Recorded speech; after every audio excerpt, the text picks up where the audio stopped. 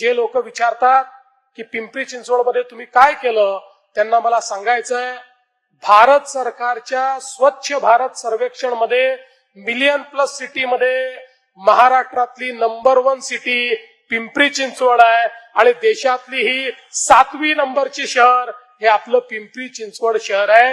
हे खऱ्या अर्थानं भाजपच्या सत्तेमध्ये आपण या ठिकाणी करून दाखवलेलं आहे.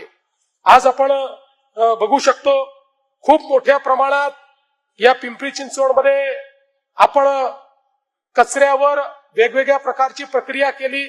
आज आपला प्रयत्न असा आहे की पिंपरी चिंचवड सारख्या शहरामध्ये घन कचऱ्याचं 100% व्यवस्थापन झालं पाहिजे. आपली शहरं स्वच्छ झाली पाहिजेत. एक काळ होता आपण केवळ डम्पिंग करायचो. मागच्या काळामध्ये मी जेव्हा पिंपरी चिंचवडला यायचो त्यावेळी अनेक ठिकाणी आम्हाला तक्रार यायची, आमच्याकडचं डम्प यार्ड हटवा आणि ते दुसरीकडे घेऊन जा. अशा प्रकारे कधी मोशीतनं सांगायचे, कधी अजून कुठून सांगायचे. पण खऱ्या अर्थानं या ठिकाणी आता आपण हा प्रयत्न सुरू केला की डम्पिंगच करायचं नाही, कचऱ्यावर 100% प्रक्रिया झाली पाहिजे. आणि आपले प्रधानमंत्री माननीय मोदीजी नेहमी सांगतात की आता तो जमाना गेला जेव्हा कचरा तुमच्यावर बर्डन होतं. आता कचरा बर्डन नाही, आता कचरा ही तुमची संपत्ती आहे. त्याच्यावर प्रक्रिया करा आणि त्यातनं महानगरपालिकेला मालमत्ता तयार केला.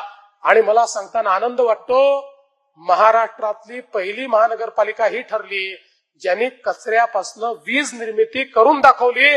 आता कचऱ्यापासून आपण वीज निर्मिती करतोय आणि दुसऱ्या टप्प्यामध्ये 100% कचरा हा डंप न होता 27 मेगावॅट विजेची निर्मिती त्या कचऱ्यातनं आपण करणार आहोत, ज्यामुळे मोठ्या प्रमाणात कार्बन एमिशन कमी होणार आहे. आणि एवढंच नाही तर पर्यावरणाचा विचार करत असताना ही पहिली महानगरपालिका आहे ज्यामध्ये आपण पर्यावरणाचा ऍक्शन प्लॅन तयार केला.